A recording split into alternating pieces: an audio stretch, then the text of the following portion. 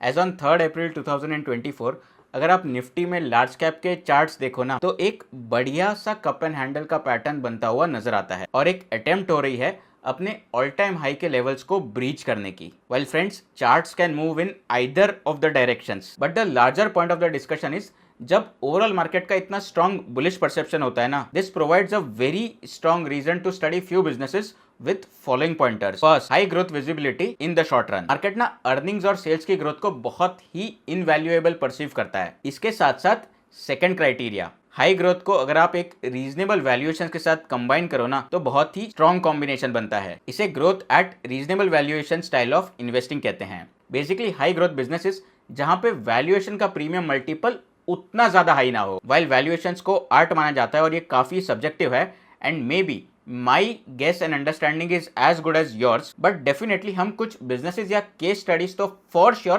study कर ही सकते हैं अगले 5-6 मिनट में। बट प्लीज नोट फ्रेंड्स, ये हमारी रिसर्च का स्टार्टिंग पॉइंट है and not a recommendation in any form. Please consult your financial advisor before any investment decisions. The whole idea of this video is only and only for educational purpose. चलिए तो सबसे पहले discussion start करते हैं एक large cap private bank पे, HDFC bank. First thing to observe over here is as on 3 April 2024 HDFC bank का price to book multiple somewhere around 2.9 times के है और इसकी पिछले 10 साल की एवरेज 4.3 टाइम्स के अराउंड रही है। मतलब पिछले अगर मैं 10 साल का एवरेज देखूं तो मार्केट ने यहाँ पे 1 रुपए की इसकी जो लोन बुक होती है, इसके बदले ऑन एवरेज 4.3 टाइम्स प्रीमियम दिया है। अभी एज ऑन 3 अप्रैल ये प्रीमियम मल्टीपल 2.9 टाइम्स के अराउंड है। तो वो सेंस में अगर हम इवेल्युएट करें तो यहाँ पे काफी करेक्शन देखी गई है। बट क्या सिर्फ हमें वैल्यूएशन देखकर ही डिसीजन लेना चाहिए? Absolutely not.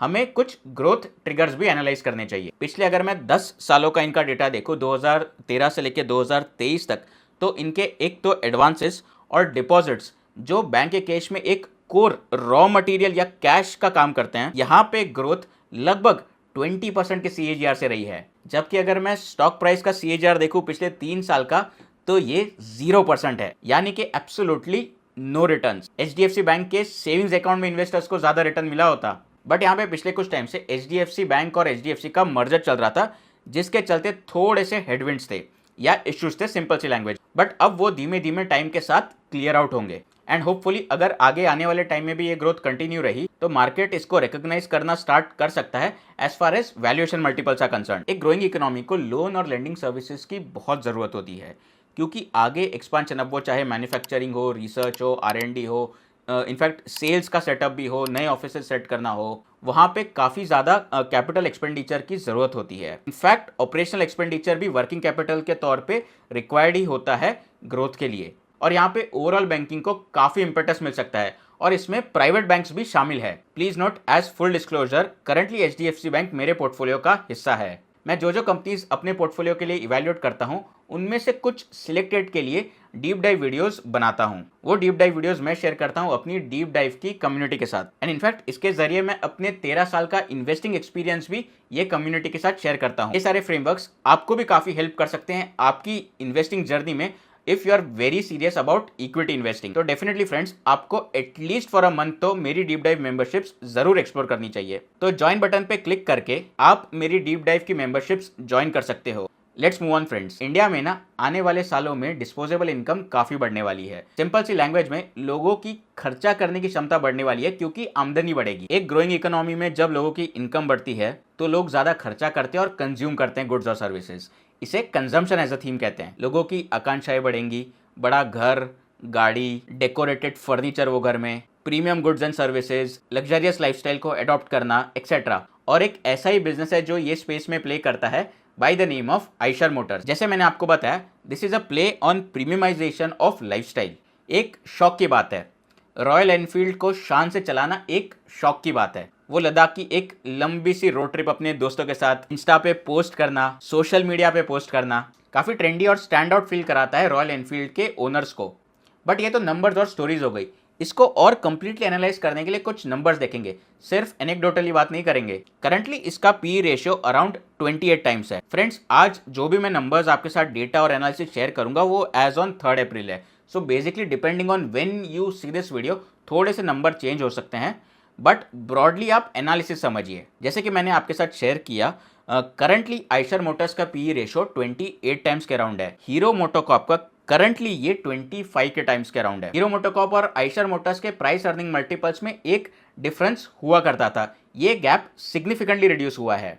Eight the same time अगर मैं आइशर मोटर्स का पुराना एवरेज प्राइस अर्निंग मल्टीपल भी देखूं तो वो समवेयर अराउंड 35 टाइम्स रहा है। तो हिस्टोरिकल वैल्यूएशन के फ्रंट पे भी आइशर मोटर्स के केस में थोड़ा सा कूल ऑफ देखा गया है। बट अब बात करते हैं Eicher Motors as a company के ग्रोथ ड्राइवर्स की। इसकी सेल्स मोर और लेस पिछले कुछ सालों से 15% की ग्रोथ रेट से बढ़ी है। इनके ब्रॉडली दो बिजनेसेस है, बसेस आते हैं और दूसरा बिजनेस है रॉयल एनफील्ड का। कमर्शियल व्हीकल्स में भी इंफ्रा और इकोनॉमी के बूम के चलते मैनेजमेंट का आउटलुक काफी बुलिश है। एंड रॉयल एनफील्ड का बिजनेस फेस्टिव सीजन में 13-14% की ग्रोथ रेट से बढ़ा है। इनफैक्ट यहाँ पे इनकी इंक्वायरी रेट्स भी 15-16% से बढ़ी है according to the management in the con call of Q3। Plus at the same time इनका अगर आप एक लेटेस्ट अपडेट देखो ना तो यहाँ पे इनके वॉल्यूम्स सालाना बेसिस पे 9% से बढ़े हैं। तो जस्ट एक हंच आती है कि ग्रोथ रेट हो सकता है कि ओवर द लॉन्ग टर्म यहाँ पे somewhere in the range of 10-15% रह सकती है। Again friends, please note I may be wrong,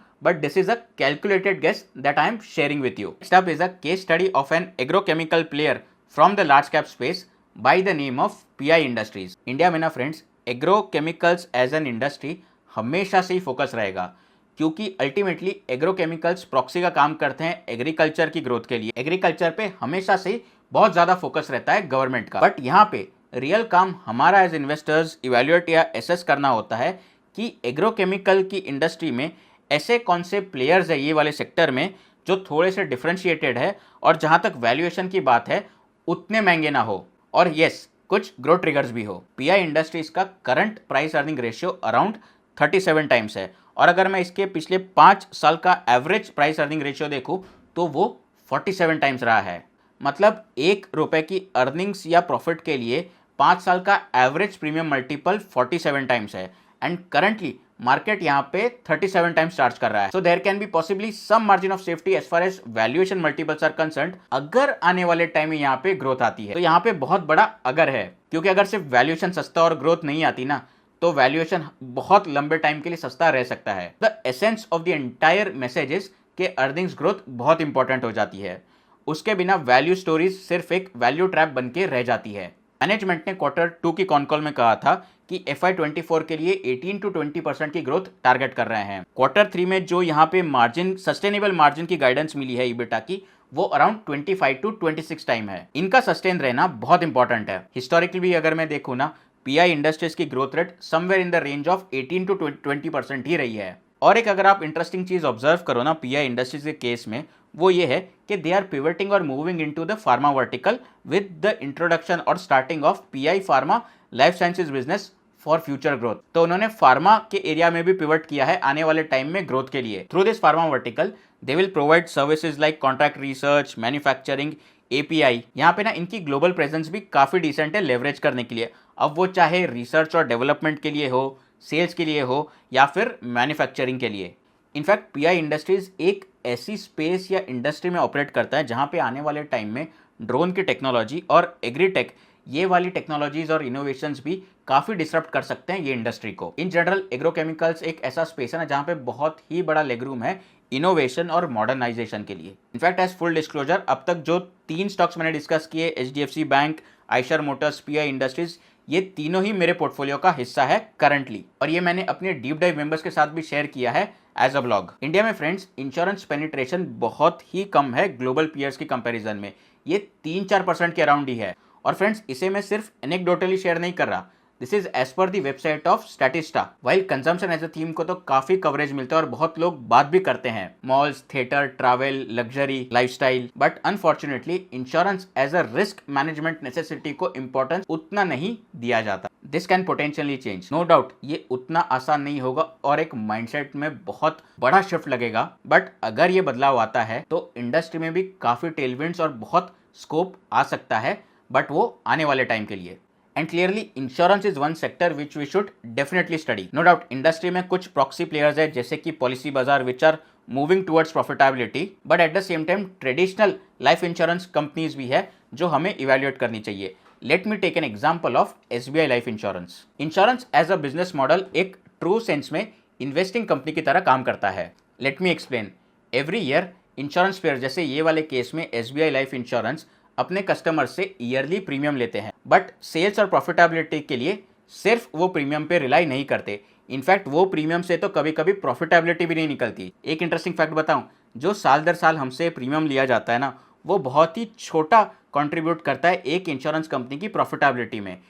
कभी कभी तो जो पूरे साल भर के क्लेम्स होते हैं ना, ओवरऑल वो कलेक्टेड प्रीमियम से भी ज़्यादा होते हैं। रियल प्रॉफिट जो इंश्योरेंस कंपनी जनरेट करती है वो तब करती है जब हमसे अक्रॉस द लाइफ टाइम जब जो प्रीमियम्स कलेक्ट किए होते हैं ना, उस पे जब अलग अलग एसेट क्लासेस में इन्वेस्ट करने पे रिटर्न जनरेट होते हैं, जैसे कि गोल्ड, डेट, और वो एसेट क्लासेस पे रिटर्न्स जनरेट होना स्टार्ट होते हैं। इसे AUM या एसेट अंडर मैनेजमेंट कहते हैं। और ये इनका पूल साइज या एसेट अंडर मैनेजमेंट साल दर साल कितने परसेंटेज से बढ़ रहा है, ये ट्रैक करना इंपॉर्टेंट हो जाता है हमारे यानी कि इन्वेस्टर्स के लिए। Q3 FY24 में इनका AUM लगभग 24% से बढ़ा है। दूसरे पैरामीटर्स इंश्योरेंस के जैसे कि नए बिजनेस के प्रीमियम्स, प्रॉफिट आफ्टर टैक्स, ये भी 15 से 20% की रेंज में ही बढ़े हैं मोस्टली। अगर मैं 9 महीने ये साल के कंपेयर करूं लास्ट ईयर के 9 महीनों से।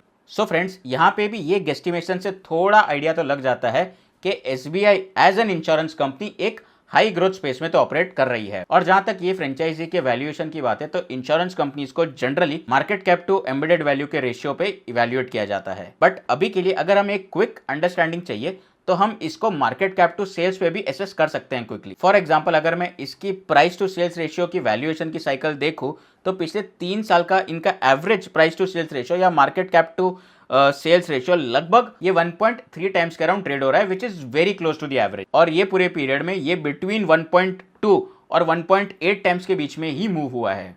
अब बात करते हैं एक गोल्ड लोन के बिजनेस की। पिछले कुछ टाइम से वो कंपनीज या NBFCs जो गोल्ड लोन के स्पेस में ऑपरेट करती थी वो प्रेशर में रही थी due to various reasons. For example, सबसे पहले तो ये इंडस्ट्री में पिछले कुछ टाइम से कॉम्पिटिटिव इंटेंसिटी बढ़ गई है। बैंक्स और बाकी NBFCs को ये सेगमेंट काफी लुक्रेटिव लगने लग गया है पिछले कुछ सालों से। एट द सेम टाइम पिछले कुछ सालों में गोल्ड के प्राइसेस भी सबड्यूड रहे हैं, तो जो ये कोलेटरल के तौर पे अपने कस्टमर से गोल्ड लेते हैं उसकी वैल्यू भी थोड़ी सी सबड्यूड ही रहती है। थर्ड, कोविड के टाइम पे ना लेंडिंग प्रोडक्ट्स की थोड़ी सी डिमांड में चैलेंज रहा ही था। वो पूरे 2020, 21 और अर्ली 2022 के पीरियड की बात कर रहा हूँ, जब बहुत सारे MSMEs और इंडस्ट्री प्लेयर्स वो लोन के लिए ऑप्ट करना नहीं चाहते थे। एक्सपांशन प्लान्स होल्ड पे चले जाना, कैश कंजर्व करके रखना, एग्रेसिव ग्रोथ को परस्यू नहीं करना। बट अब ना फ्रेंड्स, कुछ फैक्टर्स रिवर्स होते हुए नजर आ रहे हैं। फॉर एग्जांपल, गोल्ड के प्राइसेस इंक्रीज हुए हैं पिछले कुछ टाइम से, तो एट द एंड वो जो कोलैटरल कस्टमर्स का NBFC प्लेयर जैसे कि गोल्ड लोन प्रोवाइडर्स ने रखा है अपने पास, वो एसेट की वैल्यू इंक्रीज होगी। At the same time friends, lending के प्रोडक्ट्स की भी डिमांड बढ़ेगी और competitive intensity according to the management और यहाँ से इंक्रीज होता हुआ तो एटलीस्ट दिखाई नहीं दे रहा। गोल्ड लोन का सेगमेंट फ्रेंड्स पर्सनली मेरा फेवरेट भी है एक कारण से, क्योंकि जो लोन आपने दे रखी होती है उसके अगेंस्ट आपने कोलैटरल गोल्ड के तौर पे ले रखा होता है, तो आपकी लोन्स कहीं ना कहीं टू सम एक्सटेंट तो कवर्ड ही है। इसके चलते बैड लोन की प्रोबेबिलिटीज या NPAs, नॉन परफॉर्मिंग एसेट्स, इसकी प्रोबेबिलिटीज रिड्यूस हो जाती है। सारा खेल यहाँ पे दोस्तों क्विक प्रोसेसिंग, डिस्ट्रीब्यूशन और ब्रांड का हो जाता है। Players like Muthoot Finance have been historically guiding for growth of around 15% over the long term. ये स्क्रीन पॉज करके आप यहाँ पे इनके मैनेजमेंट का कमेंट पढ़ सकते हैं from the Q3 con call. इसके साथ साथ अगर आप इसकी वैल्यूएशन भी देखें तो करंटली ये 2.9 times price to book ratio पे है। इसके 5 साल का एवरेज भी इसी के अराउंड है। Currently it appears to be fairly valued. और इसके अगर हम पुराने प्राइस टू बुक रेशियो की रेंज भी देखें तो समवेयर ये range between 2 times price to book ratio to around 4.2 times ही रही है। लार्ज कैप्स के साथ साथ मैं थीमेटिक इन्वेस्टिंग को भी बहुत क्लोजली फॉलो करता हूँ। थीमेटिक इन्वेस्टिंग मतलब एक मेगा थीम या मेगा ट्रेंड को पकड़ना, जैसे कि AI, data centres, 5G, electric vehicle charging infrastructure, इनको पढ़ के स्टडी करके इसकी वैल्यू चेन में इंटरेस्टिंग बिजनेसेस को आइडेंटिफाई करना। तो मैंने recently electric vehicle charging infrastructure की थीम को फॉलो करके यहाँ पे 6 इंटरेस्टिंग केस स्टडी शेयर की है ये वाले वीडियो में। तो अगर आप EV चार्जिंग की थीम को लेके काफ़ी ऑप्टिमिस्टिक हो तो ये वाला वीडियो तो आपको डेफिनेटली एक बार चेक करना चाहिए।